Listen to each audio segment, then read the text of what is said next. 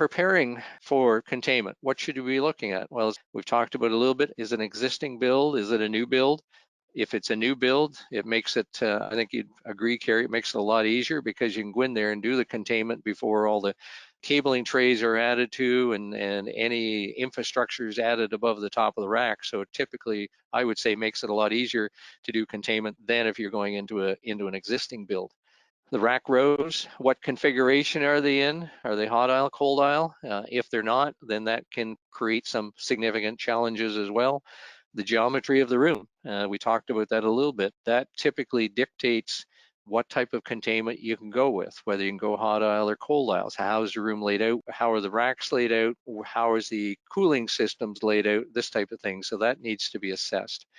Have you taken the step of putting in blanking panels in all the empty U spaces within the racks? Are there spaces between racks? Have they all been closed off? And the point we talked about earlier in the presentations, the openings in the racks, have openings in the floor, have they been filled? And some cases, we've actually done airflow modeling to determine what is the best containment option that we could be looking at. The other aspect, something unique to hot aisle containment, do you have enough ceiling grills in the drop ceiling in order to accommodate the airflow that will be coming from the back of the racks and from the hot aisle?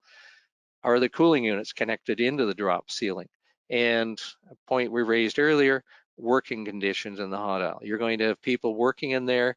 How hot is it going to get? And what issues could that raise for the organization because of that?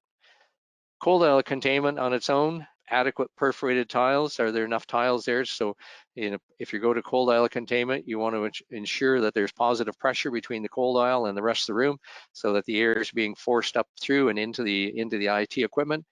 Are the perforated tiles only in the cold aisle? You want to get as much air or the required amount of air into the cold aisle. And reverse airflow equipment. Is that an issue? Can you deal with that issue by putting in place diverters and that type of thing? Because typically we find customers are not moving, not reversing or turning equipment around. They have to come up with a solution to accommodate that airflow coming out of the back of the IT equipment.